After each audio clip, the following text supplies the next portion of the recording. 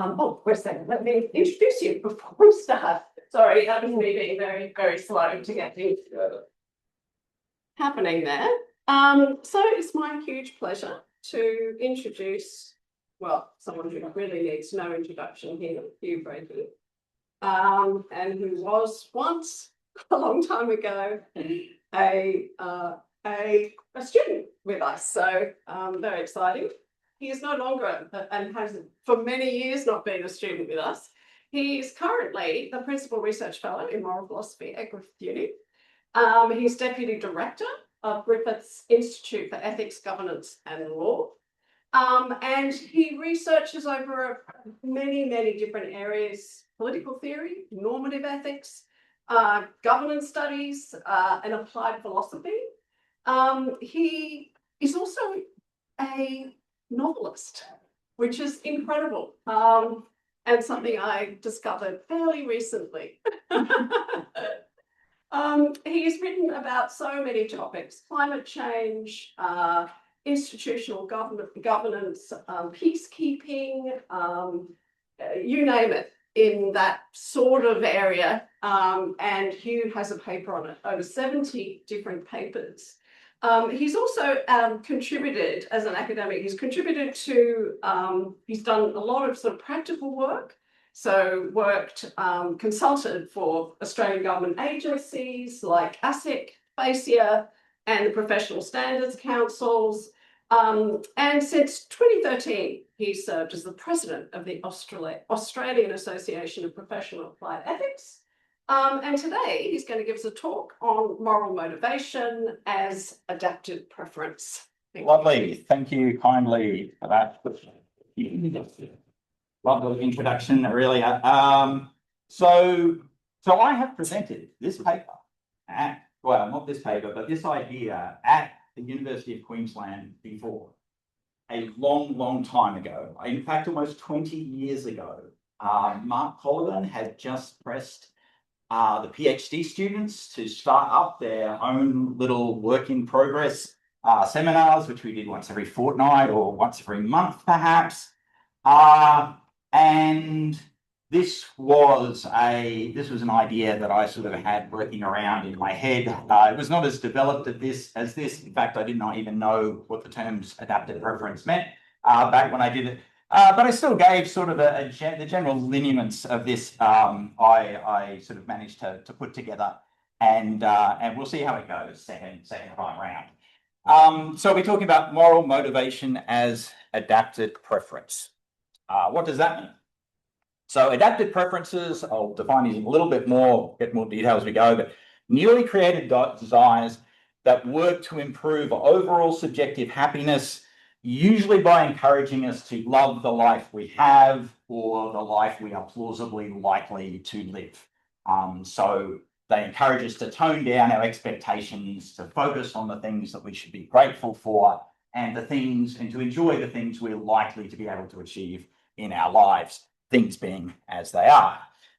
And I'll be asking this question: could everyday moral motivations, the sorts of reasons that ordinary people and you and me do ethical stuff, obey basic norms, be honest, keep promises, don't hurt people, could a bunch of that stuff, or a significant amount of those motivations, actually be adapted preferences, a la that definition? So there's a sort of a descriptive thesis that we'll be running and a normative thesis. And they're both sort of intertwined, but they could pull apart. So the descriptive thesis is something like this: most people's moral motivations are adapted preferences. If we went into the psychologies and we looked at the developmental histories of all of us in this room and all the people out there, we would find that for lots and lots of people, lots and lots of their actual motives are actually fall into this category. They were preferences that had been developed over time. Why? In order to allow that person to get as much subjective happiness from the world as it's likely to give them, things being as they may. So that's a descriptive claim. And it comes in a weaker and a stronger form. The stronger form would be this happens for like almost ubiquitously. This is the main driver we have of moral motivation in the world. And then more sort of weaker claims all the way down to the fact that, well, maybe it's some other system that's doing the main heavy lifting, let's say, for moral motivation. And this just turns out to be sort of an ancillary mechanism that makes us all feel happier about what we're doing, or be better resigned to living up to our moral obligations. So that's the descriptive thesis, claim about what happens in the world, this claim about sort of the way moral psychology and moral development works in all of us. And then there's a normative thesis. And the normative thesis says, well, morality is rational. It's rational. Why? Well, it's rational in that age-old sense of rationality, which is it makes us happier, and not happiness in a fancy eudaimonic sense, just happiness in the plain old, you'll just feel better about life. You'll just have more fun. You'll just feel more pleasure over the course of your life if you do things this way.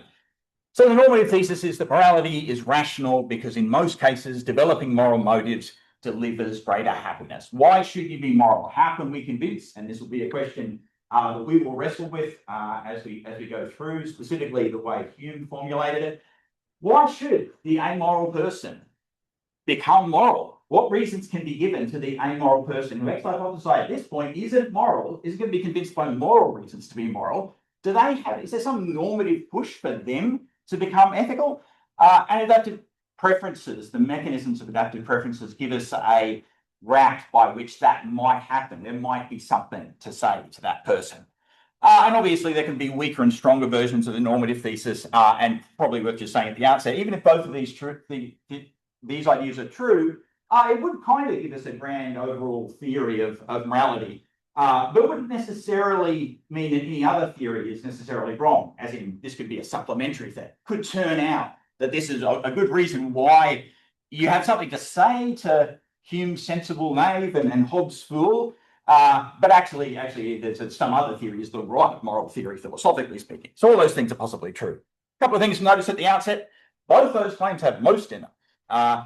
So descriptive thesis, for goodness sakes, cannot possibly suggest that absolutely everybody, absolutely all of the time is doing this. That just seems implausible. And after all, people are born into very, very different contexts with very different parameters, very different reward systems, very different incentives in play. All of those things are going to mean that if this is true, it can only be true in a certain number of cases, perhaps ordinary cases, perhaps the cases in which you and I live today, so be normatively significant for us, but definitely not sort of universal as a rule. And the normative thesis, again, exactly the same reason, can only be argued to be rational in most cases. Certainly there would be cases where this isn't true. And so you might say at the outset, well, you've lost me as an overall moral theory because I really want universality in my overall theory. Okay, well, just bear with me and think about this as maybe a sort of another way in which moral motives might be entrenched into human psychology and human behavior. And we all have good reasons for that, even if this is not the best moral theory to deliver them. Note also, this isn't ethical egoism, as at least it's not ethical egoism as that is normally understood in the sort of ideas of Epicurus and those of that ilk. The Epicurus at all times knows what they are doing is for their own benefit, and they are doing it because it is in their own benefit. That is not this theory. This theory says it's rational to get new preferences. Once you have those new preferences, you will be doing stuff on the basis of those new preferences. And those new preferences may have little to do with you as a person. So you might come to love the good you do in the world. You might come to feel that your idea of success is that you want to leave the world a better place than the place that you were born into. You left a positive imprint on the world. If that's your preference and you get kicks out of every time you look like you're fulfilling that, you feel a sense of achievement out of it, then that could work as an adaptive preference for you, make your life happier, but you are not acting on it to make your life happier. You're acting on it because you want to succeed in achieving the outcome that the world is a better place because it has you in it. Right, so not ethical egoism, at least not in the way that is ordinarily understood. And I've explained there are weaker interpretations of both those theses. All right, so this is what I'll be going through today. We'll start out and I'll sketch what I'll call the Humean position. For anyone who thinks that this is just blindingly obvious, you can just zone out for that 10 minutes. I'll just be saying basic moral behavior, being decent to people, keeping your promises, not taking their stuff, not attacking people, just is normally in your best interest. You just, most of the time, have just excellent, purely self-interested reasons for doing that, but absolutely not always in your self-interest. That I take it as a pretty common sense position, but I'll talk a little bit about it. That'll give you an overview of adaptive preferences. There's been lots of interesting work that's been done on this over the last, let's say, 3 or 4 decades. And interesting work done on it by philosophers as well. I'll just heads up that the thing that's the most focus of moral philosophy on adaptive preferences is whether or not they're really bad in the context of oppression, as in whether or not if somebody adapts to an oppressive or discriminatory or patriarchal system, well, what then do we do about those preferences? It makes them happy now to behave in that way, but we're not happy because they adapted to a system they should never have had to adapt to. So that's the normal thing. Someone's normally doing moral philosophy and adaptive preferences. That's normally the talk they're giving. This is not that talk, although that will pop up again later. I'll then talk about if we are in the Humean position and we have the openness of mechanisms of adaptive preferences to us, what type of adaptation is possible? Can we, in fact, move our way? Can we adapt to the Humean position and be somebody who's going to do better, be happier, have better outcomes? And I'll talk about a core process, which I think is the intuitive one and probably the main one I'm pushing as being a plausible thing to think about, but also talk about a parallel process. I'm not sure what work it might do, but it might be significant. I'm going to mention it to you and you can tell me what you think. I'll also talk about the diversity hypothesis. This is one that says, hey, go around the world, lots and lots of people have pretty much, lots and lots of cultures have pretty much the same types of moral norms. They all say a lot of stuff that's pretty much in common, but they give you very, very different reasons, very different motivational structures, cultural norms, psychological incentives to do particular things. I'll suggest that this way of looking at moral motivation gives us a pretty good explanation of how that might be happening. I'll talk about the explanatory power of the position overall, and then I'll canvass some objections. If I don't get to the objections in detail, I'm sure many of them will be occurring to you anyway, and we can pursue them in question time. All right. So I'm just going to stipulate a notion of what I'll take basic morality to be, and every time I say morality or basic morality, this is basically what I have in mind. Sort of like 4 main categories of obligations. They're all reciprocal.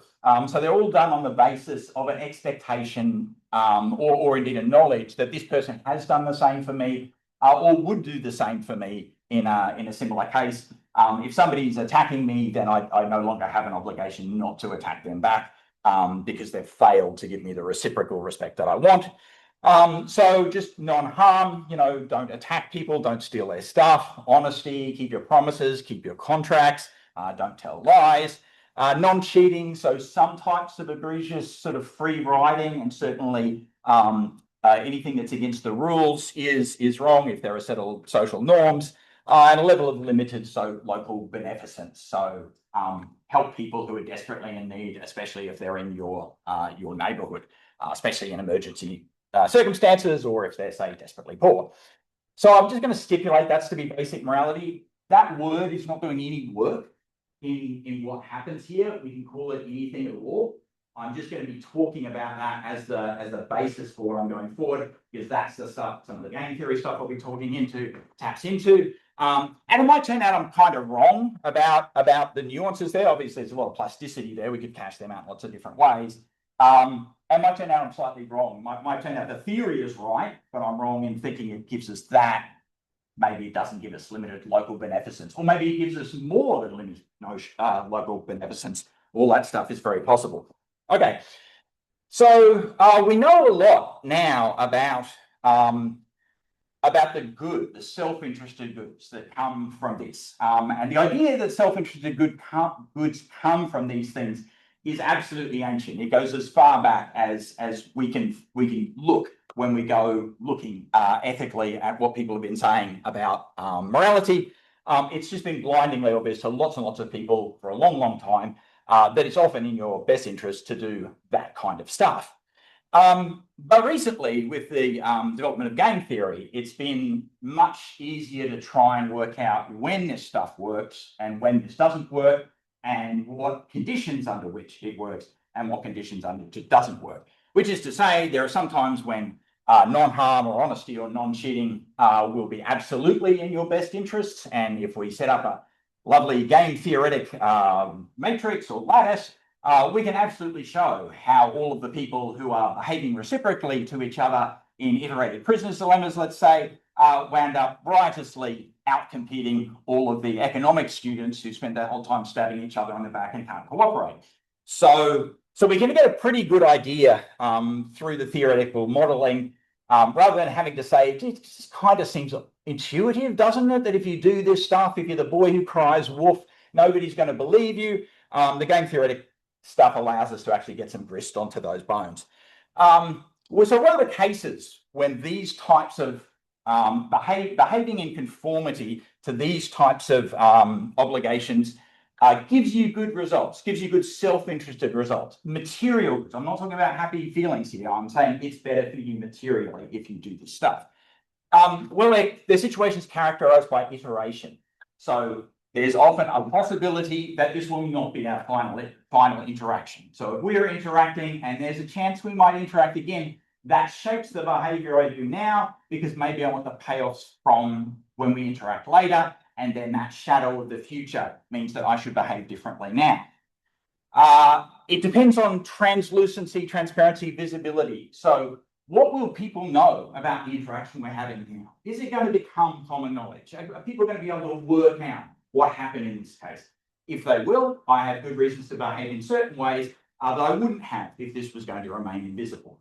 So visibility is sort of, people can potentially track down this history. Translucency is, people can kind of maybe pick up what type of person you are by watching your interactions, by listening to how you talk. They're going to get a bit of an idea on whether you're a trustworthy kind of person. And transparency is the full thing. People can just look at you, or somehow they just know what type of person you are. They know how you behave in this particular type of interaction. Perhaps we all live in a tribal village, and almost nothing is secret from anybody else. So we all just are absolutely watching each other 100% of the time. We just know how everyone behaves. We have full transparency.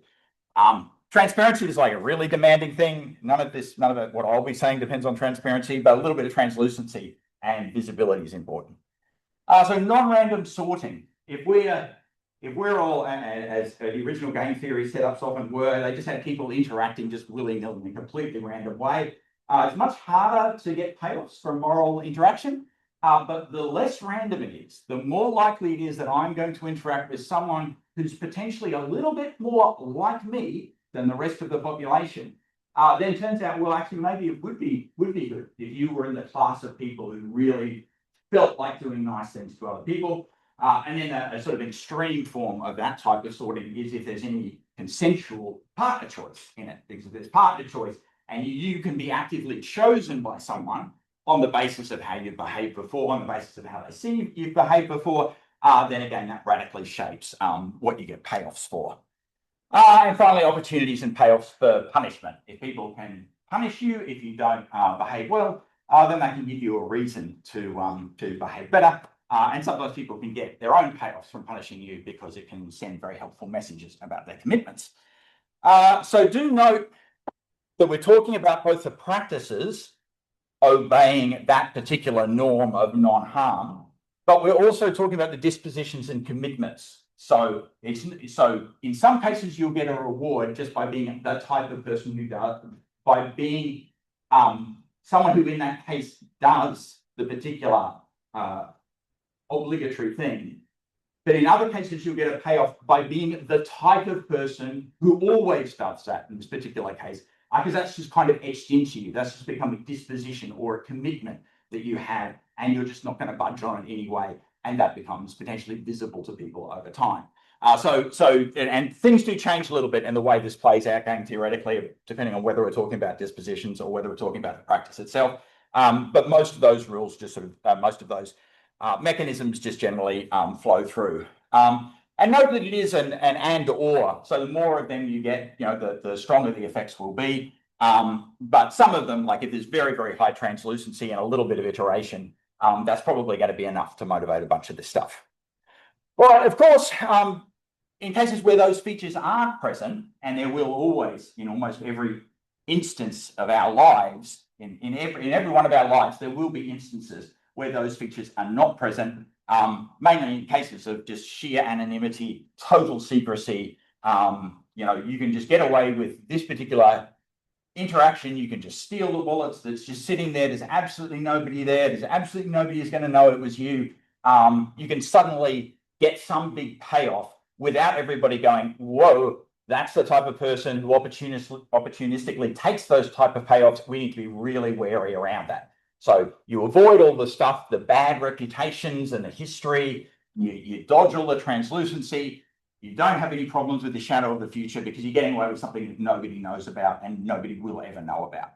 So lots of times where it's good to do the right thing, but at least some cases it's absolutely good, self-interested wise, to do the wrong thing. All right. Here's a super simplified notion of what this might look like. We'll kick it off with a quote from Hume in the Inquiry into the Principles of Morals. Very nice discussion actually Hume has at the end of one of the books there, where he's reflecting on what his theory could say to skeptics. And he says this: "The honesty is the best policy, may be a good general rule, but is liable to many exceptions, and he, it may perhaps be thought, conducts himself with most wisdom, who observes the general rule, takes advantage of all the exceptions." So this is the smart person. This is the smart person who knows everything I just put up on that second slide and says, yep, I know the times when it's going to be in my interest to look like I'm a really good, decent person. And I know the times when to swoop in and do what needs to be done in order to get the huge payoff that the world is suddenly offering me. So I've sort of mapped this out here. You can see the axis here, material benefits. That's how much stuff you're getting from each encounter. Interactions across time. You've got your normal everyday interactions where cooperation yields decent material benefits. So for Hume, he's talking about the sensible knave here. And the sensible knave is somebody who doesn't care anything about ethics and moral sensibility or any of that stuff. They're just really, really smart. They'll do the good things when everybody's looking or when there's a possibility of sort of repeat interactions. But in those cases where those things aren't in play, they will seize the benefit and they will suddenly cast aside all of their pretensions to morality, and they will do the wicked thing that will get them lots of material payoffs. So I think that's just a reasonably simple explication of what Hume was suggesting when he gives us that account of the sensible knave. So we'll now go on to adapted preferences. We're not done with Hume. We will go back to him because he has lots more interesting things to say about the sensible knave.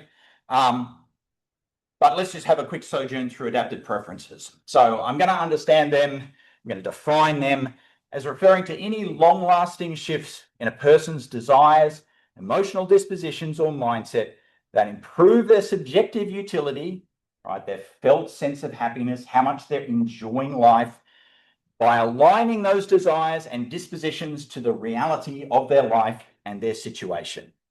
So I'm naming 5 mechanisms there, building on some prior taxonomies. They weren't exactly like this, but the idea is there's actually lots of ways we can do this. In fact, there's lots of ways almost everyone in your life have absolutely been doing this for most of your lives and are doing this for other people in your lives as well.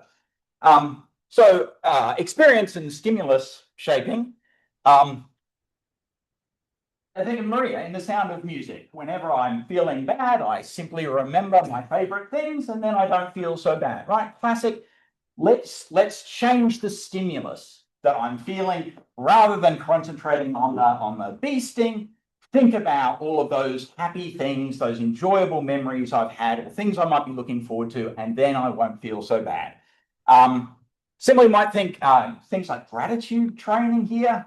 Francis Bacon with the adage, it's not the happy people who are grateful, it's the grateful people who are happy, the people who walk through the world and see dozens of things and people and events every day that they have reason to give thanks for. They are the lucky, happy people walking around this world. The rest of us doom scrolling are not living the happy lives that the lucky, grateful person is, because we're not controlling our experience and stimulus shaping the way that we could be. Change desire. So this is sort of the classic one. People tell you to love the life you have. Love the one you're with. Stop pining for someone else. You've got this person. Love that person. I think probably telling people to get over it, I think that's actually very sophisticated in this. I think it probably impacts on at least 3 of these mechanisms, but probably a change desire is a good way of cashing that out. So lots of ways in which we can just change our desires, and we can understand that that is the best thing for us. We need to forget that ex-girlfriend, boyfriend we had. We need to get over it. We need to do something different and get out there and find new people to make us happier. So change desire, and that's the most obvious, just intuitive understanding of adaptive preference as desire. But my suggestion is, and the general psychological literature at least, is going in the direction of actually there's a lot going on here. So that's stimulus shaping, change desire, healthy cognitive shifts. So this is changing your expectations. So this is Alexander Pope. Blessed is he who expects nothing, for he shall never be disappointed.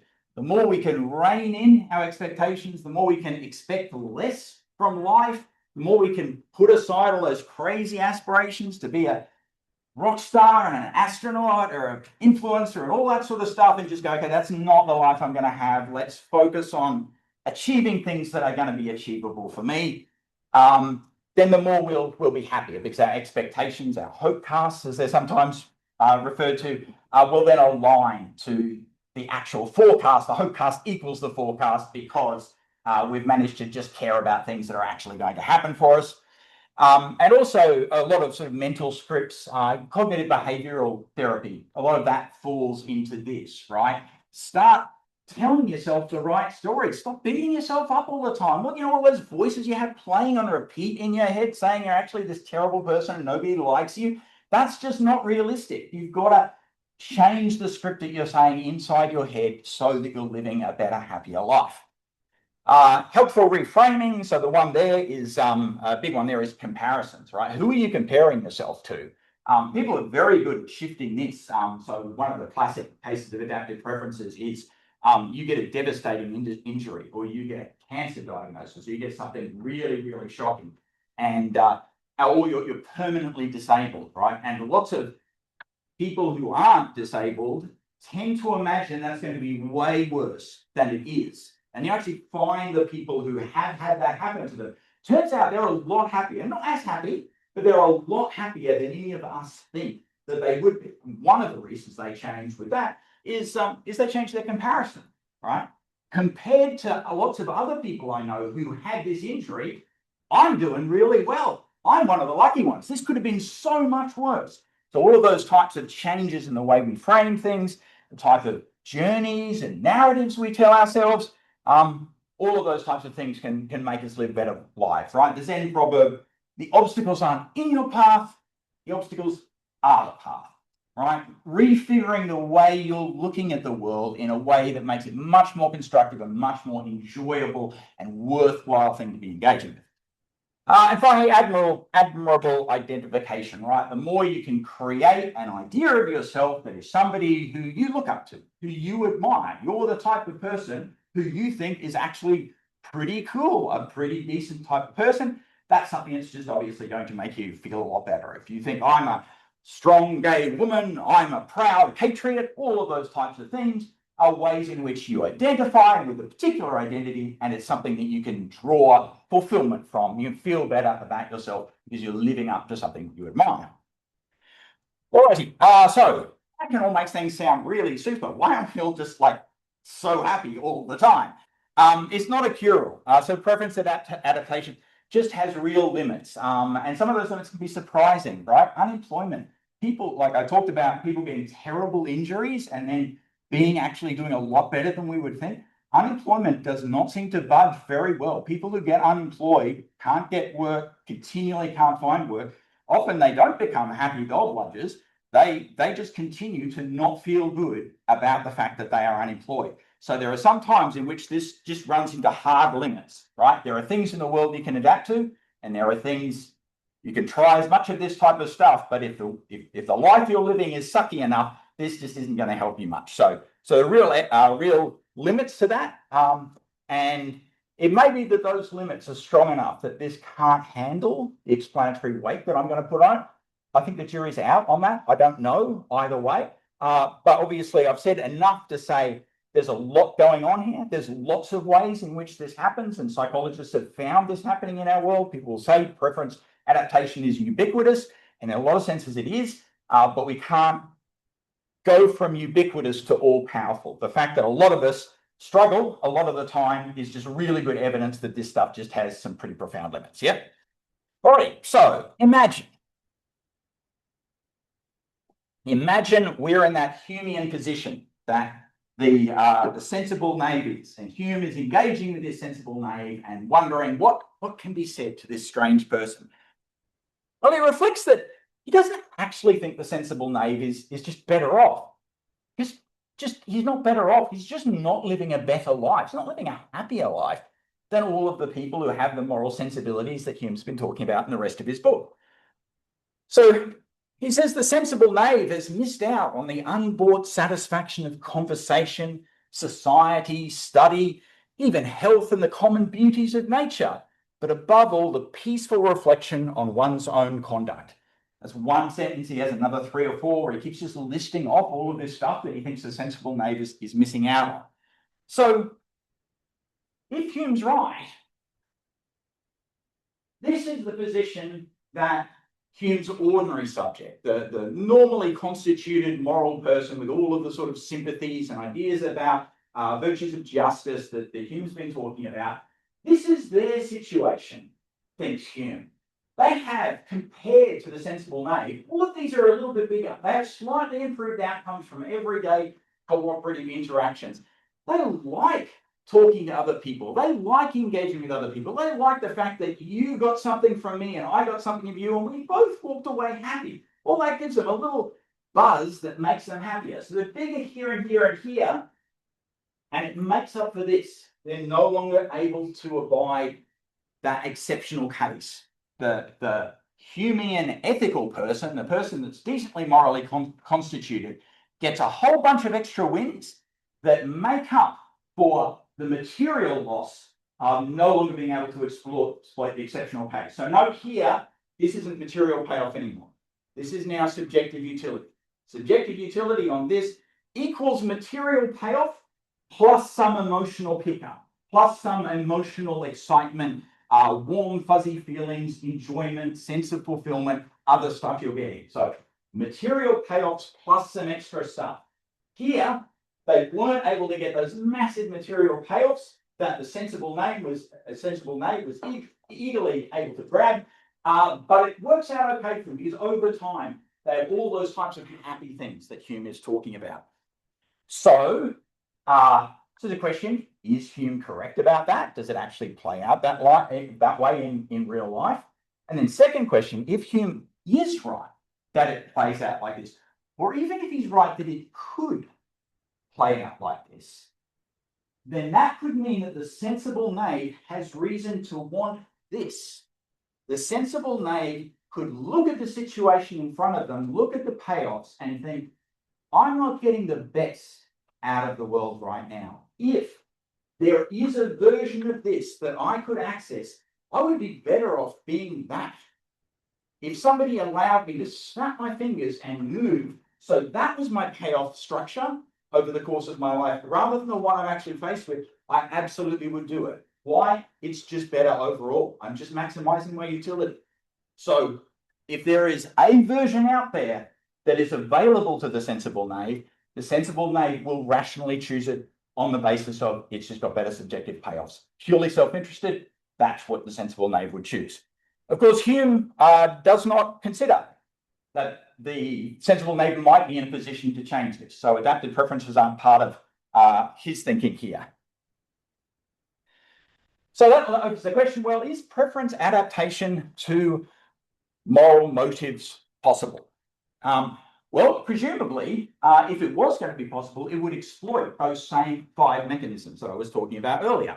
So it would happen through stimulus and experience shaping. And that doesn't seem implausible. We might well get very good at noticing the good we do, getting a little kick out of the happiness that we create every time we interact with people. We make them walk away feeling that the world isn't such a bad place, that there are people who are around them who are supportive. We get a little bit of enjoyment about noticing the change in them that we've created. Or we might fail to notice those opportunities. So we don't feel bad about missing that opportunity to steal 150 bucks out of that wallet. We literally didn't even notice the wallet was there. Or if we did, our first thought was, I hope that doesn't get picked up by someone bad. Maybe I should see if I can find an owner for this. I'll feel good if I can find an owner for this. I'll really feel like I've done something good today. Right? So we're changing the stimulus, changing the things that we remember and the things that we notice in the world that make us much less likely to be tempted to do bad things or feel like we've lost by not exploiting those opportunities, and much more likely to notice the good things we can do in the world around us and the happy impacts that they have. Change desire, so we enjoy the inherent goods of virtue through practicing it. So this is some of the oldest moral advice in the world. It dates certainly back to Aristotle, but Hamlet said it best with Shakespeare: assume a virtue if you have it not. That monster, custom, who all sense doth eat of habit's devil, is angel yet in this, that to the use of actions fair and good, he likewise gives a frock or livery that aptly is put on. So the same advice that we see in a slightly different form in Aristotle: if you're not a good person, just keep acting like one. Over time, you'll just train yourself into noticing all the types of things that a good person will notice, and you'll train yourself to start wanting to do all of those types of things. And so that can create that change desire, that desire to get a kick out of doing good in the world, of making the world a nicer place, of feeling like you're not adding to people's problems, but that you're helping people and supporting people. Healthy cognitive shifts. I'll go on the next slide to talk about a couple of philosophers very briefly.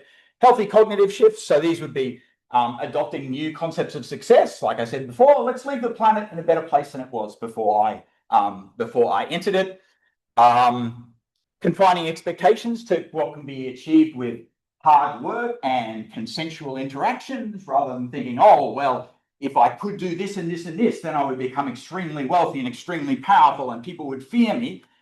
We just stop desiring that sort of stuff. We stop expecting that might be the way our life would go. We change our expectations to the types of things that a normal, relatively decent human being can be likely to achieve. So we stop being tempted to do bad things because we've lost the expectation that those things were for us anyway. Helpful reframing. So in this one, we might adopt ethically infused narratives. We might tell stories about our lives and stories about our culture and our tradition and stories about the other people around us that make us much more likely to behave morally. And admiral identities, well, this is where moral adaptation is just obvious, right? The possibility of preference adaptation getting you hits here. Most of those admiral identities, in fact, I even had to think about how I could frame an admiral identity in the first section that wasn't obviously morally loaded. And both the examples I gave were at least kind of morally loaded, right? A lot of the things we admire in the world when it comes to identities and it comes to people is absolutely people who are morally good, people who are saintly, people who are heroic, people who have integrity and honor and all of those types of things. The things that we would admire in people and admire in ourselves, those identities are a significant kicker that preference adaptation to moral motives could give us. Now, one thing I won't be talking about in detail, but even if all of that is true, so even if we have all of these ways in which we could adapt our preferences to get happier by being moral people, it still might be too hard for us to get there, right? It might be too risky. Maybe this is a life project, right? It's definitely not something you're going to wake up tomorrow and do. It's going to take a fair bit of effort, a fair bit of practice to keep putting all of this in line, to keep training your mind in the right way, quite possibly a project of years at least. If your time horizons just aren't that long, it just wouldn't be worth the sensible naive doing this. There might also seem to be risks involved, and there might be effort. right? There might be effort. And so if it's gonna, and effort is cost, right, to the sensible knave, but then, well, I could get to that, but that was like a 10-year project, 10 years of me constantly going, no, look at the happy interactions, look at helping people rather than my instinct is just to grab their stuff. So that's going to be work, and that's going to be a cost. And if those costs were high enough, if the risks that this might not work were strong enough, then the sensible knave would not rationally have reason to do this. Alrighty. So is there a parallel process? I didn't think about this until I kept reading Hume. Hume raises this other interesting problem for the sensible knave. While they purpose to cheat with moderation and secrecy, a tempting incident occurs, nature is frail, and they give in to the snare whence they can never extricate themselves without a total loss of reputation and the forfeiture of all future trust and confidence with mankind. Right? The sensible knave seems suspiciously sensible, right? Most of us aren't sensible like that. Most of us are not so sharp, not so situationally aware constantly that we can make the type of judgments that I had up on that first slide accurately all of the time. We might get it rough and ready, but there will be risks. There will be times where we're not sure which is the way to go, and we might worry that we're going to make a mistake. So Hume's point is that the sensible knave, to achieve their positive material payoffs that I put up there in figure 1, requires powerful and consistent acumen, right? They've got to be smart. They've got to be smarter than the people around them who might be interested in knowing what type of person they are. If they're stupid, this project is just not going to work. And they're going to be sort of very aware of their surroundings, right? Someone like me would never be a sensible knave. I'm oblivious, right? I would just not notice something and I would be really easily caught, even though I'm a bright guy, but I just would not see the things in the world that I need to see in order to pull off this type of stuff. The other one is just discipline. The person's got to keep resisting temptation all of the times. They don't have any of the instinctual, oh, no, I won't steal that person's wallet. What am I even thinking? That's a live question for them all the time. That wallet's right there. They have got to make sure every time that they listen to their acumen, they listen to their careful thinking and strategizing and make sure they get this right. That's a lot. That's a lot of work. And so this might actually be what a sensible knave who's not super duper sensible actually thinks the payoff structure for their life is going to look like. There's all the everyday cooperative interactions. There's an exceptional case where they actually really well exploited and get away with blue murder. But there's this possibility, the catastrophic mistake, the time where you utterly, totally betray someone, you do something completely awful because surely you're going to get away with it. And then it turns out to be no, you misread the situation or you fell into temptation. It was right there. The goods were up front. I could see there were risks, but I couldn't feel them. They were way down the track, but the good was right here. So I was tempted, I failed, and that's where I landed. So if that's what the sensible knave, the realistic, the super sensible perhaps knave, thinks is the decision theoretic payoff of the way life is looking for them, that knave is really well motivated to get out of that situation. And they might decide it's easier to become kind than it is to become cunning, right? Adapting your preferences to become a moral person is a pretty reliable, decent way of avoiding all of that. The other opportunity, the other possibility is to become incredibly cunning, to be really, really smart and super well disciplined. Most of us are not up to that hurdle. So if we were faced with this, the better thing to do might be to see, well, can we adapt and become the good Humean moral agent and avoid this catastrophic risk that might be lurking in our future. Note an interesting difference here in the core process I put up. We're changing our subjective preferences. We're changing our subjective preferences to get a better subjective payoff. We get happier, just subjectively happier by doing it. That's not the way this works. Here we're changing our subjective preferences, but we're getting a better material payoff, right? Just in terms of cash, we're better here. Cash, freedom, not being in jail, all of that stuff. We change our subjective preferences to avoid this disastrous material payoff, right? So the process is slightly different in each of the two ways. Subjective preference is what we're changing. One of them gives us a better subjective outcome. The other one gives us a better material outcome. And obviously a material outcome will presumably be a better subjective outcome. presuming that we care about material stuff. Right, socialization. So some socialization effects are kind of hardwired, built in to the system as I've been describing it. Think about the way I described reciprocal obligation, right? If you're not nice to people, they're not going to be nice to you. If you betray them, you burn them, then they're going to be like, this is not someone we want to do business with. This is not someone we want to listen to. They don't tell the truth. It's not worth engaging with them. So all that stuff's built into the model. If people aren't doing that, if people are just like, I don't care, I'm just going to be nice to you anyway, then this will just all fall apart. It actually requires us to be kind of retributive. But other people might have other self-interested reasons to try and promote our moral preference adaptation. If they're our neighbours, our friends, certainly our family, they might have good reason to want to keep prompting us in this direction, to try and keep shaping us and making it easy for us to engage in moral preference adaptation. They might praise us, for example. That was a beautiful thing you did right there. When you stood up and protected that person in front of that bully, I admire you for doing that. Now, if I'm a person who's undergone moral preference adaptation, it's effortless for me to do this. It may be a part of enjoying and cementing and maintaining my own preference adaptation that I say that to the person. But also make the person feel good. The person might be, I like getting this admiration. I like people saying these really nice things to me and drawing public attention to all the good stuff I'm doing. So it might well be that these type of socialization effects are helping the preference adaptation happen. There's sort of an extra hand on the set of weights that's pushing in this direction. And this might might even invert in some cases the costs and efforts of such adaptation.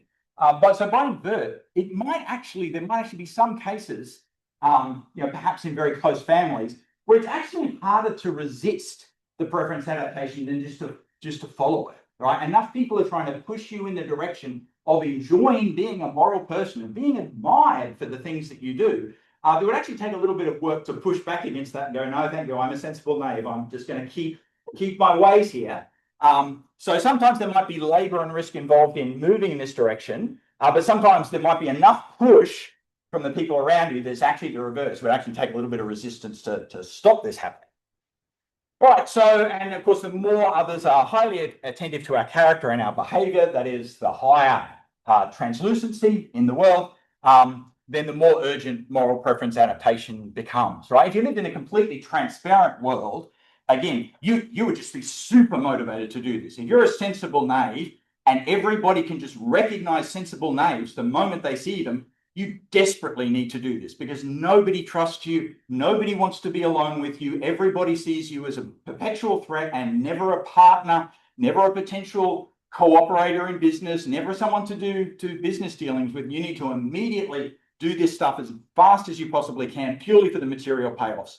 So in a completely transparent world, it would just be a no-brainer. You would do anything you could to become the person who is no longer the sensible knave. So socialization has a really big role here. So diversity hypothesis. All right, so this is a little idea that I've had for a long time and argued it in Phil Studies in an article in 2018. The ethical behaviour and philosophical theories about ethical behaviour possess an interesting same duties, different motives phenomenon, which is to say an awful lot of them think the basic moral obligations that I put up earlier, the overwhelming majority of cultures that we look at, might depend how far back in history we go, but the overwhelming majority of cultures that we look at, certainly the overwhelming majority of moral philosophy that we look at, tends to say that all those things are good things to do. They'll have other stuff, sure, that we should be doing, but there's a sort of core that they think to be very, very constant on. So there's a lot of same duties going on here. And then it is true, of course, that philosophical theories put forward different reasons and different metaphysics, ontologies, epistemologies, theoretical architecture that justify the duties that they're putting forward. But it's also true that they put forward different motivational setups, right? The psychology of a person, the way it feels to a Kantian agent who's doing the right thing for the right reason. It's just going to be introspectively different to what it feels like to the Aristotelian or to the Humean or to the ethics of care person. They just have different things going through their minds, or to the Nietzschean for that matter. different things going through their mind as they do the honourable, good, decent thing. They're all doing the same action, but it's going to feel introspectively different to them. They're going to feel those motivations differently in the way that they do it. So that's what I call moral motive pluralism. And in that paper, I gave a very short discussion of what are the theoretical implications of this, right? It seems like if it's a phenomenon as widespread as I've argued it to be, seems like something in moral theory should be paying attention to, trying to explain if it can. And I gave a sort of functional explanation of it in that paper. Moral motivation, preference adaptation would actually give a really neat explanation of how this happens, because it would say, you know, the world over, not universally, but in lots and lots of different cases, people are in those situations where, yep, there's enough transparency, there's enough iteration, there's enough choosing going on, that they have good reasons to become someone who reliably obeys all of those moral obligations. But how might they develop into that person? Well, plausibly, in lots of different ways, right? They might do it because of chivalric honor or Aristotelian excellence or sensibilities and sympathies and Humean empathy or Adam Smith's version of Humean empathy, or all of those different things are all different ways in which the person could develop. So the thought here is the world is thrusting upon many of us human beings this situation, this problem that we're faced with. And we reach around for the resources that might solve it for us. And there may be some of us who need particular resources, right? It may be that if I'm in a world that is going completely by, let's say, Harold Gilligan's ethics of care, it just leaves me cold. I'm just not enthusiastic about that. I don't feel the types of things I'm meant to feel in that philosophy. But if you give me an ethic of honor, if you start talking to me about nobility and being the great, admirable person, oh, now I'm listening. Now this looks like something I could work with. So the thought here would be, we all have the same problem set in front of us, but the different solutions that we might grab and the different solution that particular cultures might foreground and offer to the people in their communities, well, all of those can be very, very, sometimes wildly different.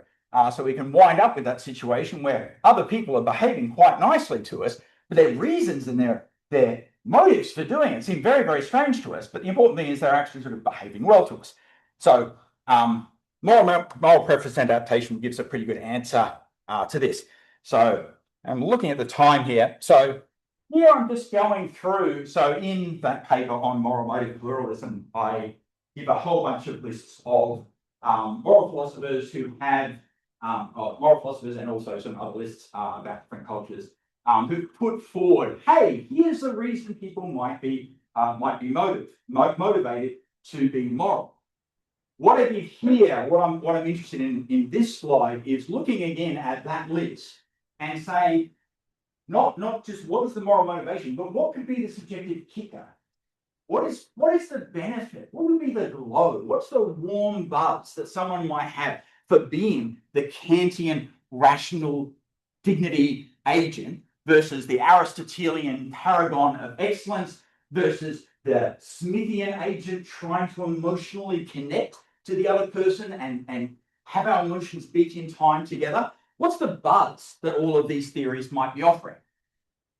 To be clear, this is not suggesting that any of these philosophers were putting forward the buzz as a way of justifying or motivating their morality. That is 100% not what I'm using this for.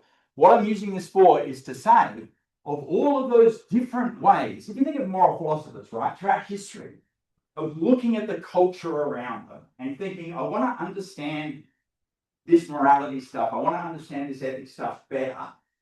And they're looking at the reasons why, plausibly. Wouldn't you do this? I would do this. I'd be looking at the reasons why people seem to be behaving well. What are they saying about why they're behaving well? What are they reading? What are they talking about? What are the ideas I'm getting on the reasons why they're behaving morally? Now, if moral philosophies have been in the business of doing that and then trying to weave those, you can imagine Aristotle doing this and David Hume doing this, and Kant doing this, and then trying to weave those into their theories, into their philosophical theories, to vindicate, at least partially, some of those motive forces that they're seeing in the society around them. Then one of the benefits we could get from the history of moral philosophy is kind of an ethnography, right? Kind of an idea about a whole bunch of different motivational and psychological and cultural structures throughout history that have reliably motivated people to be moral. Now, if that's what moral philosophers are doing, then we can go through them and go, well, it's interesting that people might be getting a buzz from, for example, reveling in special types of power, freedom, authenticity, integrity, and human perfection, which we might think of as being admirable identities, right? Mechanism 5. They might be gaining control over and independence from difficult emotions and healthy temptations. That'd be healthy cognitive shifts. Probably also that would be stimulus shaping as well. So think of Epicurus. Stoics, a huge amount of what they're talking about is stimulus shaping. What are you attending to in the world? What should you be intending to if you want to live a happy life?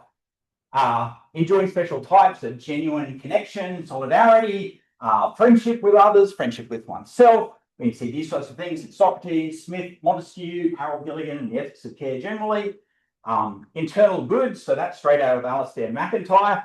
He's not egoistic, but he's clearly positing that one of the reasons why we engage in ethics and virtue as he understands them is because in behaving in the excellences according to the practices, we get the internal goods of those practices, right? So the internal goods just are adapted preferences on this account.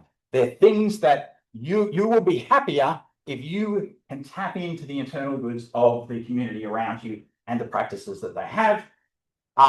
Being capable of perceiving uplifting phenomena like quasi-aesthetic sense of moral beauty, right? This was a big thing back in the time of Hutcheson and Shaftesbury. There's actually some interesting psychological research on it now.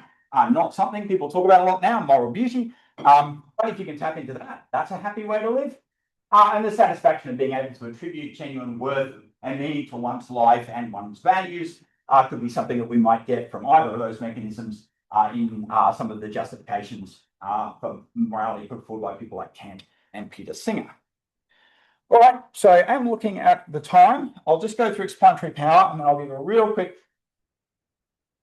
Yes. 2 extra minutes because we started late. Okay. And I'll just give a really quick overview of objections. I think there's probably like 4 or 5 that are front of your mind here, so I won't spend a huge amount of time on objections because I'm happy to hear your articulation of them. So why might we think this is a theory that's worth us thinking about? Well, it's got pretty good explanatory power. It explains the rationality of moral action, right? Way back, almost as long as morality's been going, people have been saying it is in our best interest to be moral. There's some sense of best interest that we can give an articulation of that actually explains why morality isn't just a good thing to do from the perspective of the universe, but actually makes us better, makes our lives better. This would give a pretty clear answer to that. It explains the curious, what I take, does anyone else feel this? The curious overlap between moral norms and far-sighted self-interested practices, right? All those things that game theory has been showing, hey, look, if you put a person in these types of situations, these are the type of dispositions and these are the type of dispositions, virtues, let's say, that would be self-interested, materially good for you to have in those cases. Extraordinary overlap between what they're saying is a good thing for a self-interested agent to do and what moral philosophers and indeed most moralities for thousands of years have been saying is the morally right thing to do. One of the advantages of this theory, as opposed to a theory that's completely independent and doesn't think there's any relationship between the two, well, it has to then explain why it's so odd that these things should be so close together and yet be utterly unrelated. Well, this theory doesn't. It's actually because those things are close enough together, they are actually able to almost make the leap from one to another. Because our self-interest gets us this close to morality, our adapted preferences can get us over the line. So that's the theory. And relatedly, explains why. So most psychological theories of moral development begin with a phase in which anyone who's had kids knows this phase, where the person's moral behavior, to the extent that it is around, is just entirely self-interested, right? It is just motivated almost entirely by self-interest in the sense of reciprocity. If I hit Susie, Susie hits me back. I don't like that. I'll stop hitting Susie. or avoiding punishment. You know, I get in trouble for stuff, or people don't believe me after I tell lies, and then I get upset. And so most moral theories, Kohlberg and Piaget and onward, posit that there's this early stage of moral development. What this theory would say is that's important, right? It's actually that was a necessary step to get the next one. I know it feels like it's a completely different thing, but if you didn't have that and those realizations that are going through, oh, I don't like it when Susie hits me after I hit her. Maybe this isn't the way I should be doing things. Without that, you wouldn't have the scaffolding and to get to stage 2 and then 3 and then 4, depending on where the theory goes. So it would be a nice explanation of this, right? It would actually be like, though, it's not just random. We start out as, once heard a child psychiatrist describe a child as a psychotic dwarf with a good prognosis, right? Really, really dangerous, self-interested person, but they'll probably turn out fine. On this theory, it makes sense that, they would be exactly that. They start out self-interested, but they have a good prognosis. Why? Because they're going to adapt their way out of that situation, which was a developmental stage. And it would explain moral relative pluralism, as I put up earlier. All right. So I'll just run through what I take to be the basics objections. So if you have objections that aren't on this list, I super duper want to hear about them. But if you do have objections that are on this list, don't make what I'm about to say pull you in the direction of my framing of them, because I'd rather hear your framing of them, which will probably be better. So there's the one I started out with, non-university tool agents. If you think that that's just a necessary part of morality, is it has to affect everybody, it has to capture everybody, and this is obviously not the moral theory for you. I'll just only say on this one, this isn't a practical problem for the theory, right? It's a theory, it's kind of a bummer as a theory that it doesn't capture everyone. But it doesn't mean that the people who are inhabitants of this theory wouldn't have perfectly good reasons for like imprisoning or responding to evil people, and the evil people say, oh, I had no reason to be moral. It's like, yeah, you didn't, but we're still going to put you in jail because you're not being reciprocal to us. So this is just a no-brainer for us, right? So there's no practical problem, but obviously in terms of theoretical elegance, it's not super. Non-universality to all subjects. So there is the possibility of out-group belligerence, at least at some point, right? If I've been living in my own little tribe, in my own little corner of the Amazon, what's that island just off the bottom of India there? And we what is it? Anthem. That sounds right. That sounds right. So anybody who comes along, we just shoot them with our arrows. Does that fall into this theory? Yes, super, absolutely. They probably might treat all their friends and relatives really well, but if anyone else comes along, they'll just kill them with arrows. Would this theory say that makes sense? Yeah, sure, it would. But the outgroup belligerence will be tempered by the fact that if you are belligerent, like you're aggressive and you go off conquering people, or if you're engaging in other ways, if you're increasingly trading with them, and there was trading was happening with that group for a small period, then you're going to need to change, right? And you're going to change on the basis of the system that I put up here. The more of those types of interactions you have, the more reason you're going to be thinking these norms that we have, they're just not working for us anymore. We actually need something that's capable of capturing all of the people out there that we're interacting with, because otherwise we keep getting into wars and other stuff we don't like. Discriminatory norms. So this one we might talk about more in question time. But what if it's not universal? What if a patriarchal system can structure the interactions so strongly they change the parameters that we had up there? So they change the ability for women in the society to choose their partners and to choose their interactions. Okay, well now that type of sorting has now gone. What if they change enough of the types of interactions that are happening because of the power structures that they mean that the person will no longer be in the Humean situation as I put it forward, which will mean that the preference adaptation they would give would not work in this way, right? That looks like a worrying thing we might want to think about. Psychological costs, sure, there are psychological benefits. There are also some costs, right? Guilt, shame, moral injury, all of these types of things. So we'd have to factor them in. We'd have to think about them if we're thinking of adapting to morality. Is preference adaptation an evil? Possible? Could someone be put in a situation where the parameters go in a different direction and actually obey all of the reasoning that I've been putting forward to go in the other direction? Short answer to that is I think it just is possible, and it would be tragic if it happened, but I think the answer is just yes, it is possible and probably does happen. And then just a question about empirical evidence, like what what type of increased evidence would we need to be sure that these psychological mechanisms I'm putting forward are strong enough that they could shoulder the load of helping every human being on the planet move in the direction of greater morality. So they're the objections as they seem pertinent to me, but in the Q&A we can chase them up in greater detail, and also any of the others that you have would be great to hear about. So we could have a weak conclusion here, and just say, look, preference adaptation probably plays some role in moral motivation, right? It would be super weird if everybody in the world adapted their preferences to all sorts of other stuff that happens in the world, and the one thing they never adapted to was the basic social norms that structure our life. That would just be incredibly strange. So I think the idea that this is playing just zero role as a descriptive matter just seems to me utterly perplexing. But then there's the stronger conclusion, and that's the one that would be much more difficult to vindicate, which would be, could this survive as a sort of type of standalone moral theory? And I've said there's some explanatory power for it. Promising rationale for moral action, explains overlaps between moral action, far-sighted prudence, predicts moral motive pluralism. And so if all this is right, it turns out we're in this interesting space where we have a self-interested reason to supersede our own self-interestedness. So we actually have in our own self-interest the need to become something we are not currently, something that thinks about and engages with things that aren't its own self-interest. And that would be kind of cool, I think. All right, I'll leave it there. Thank you, everybody.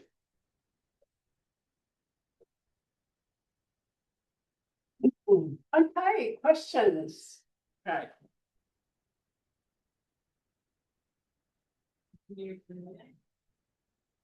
Thank you. Thank you. Well, because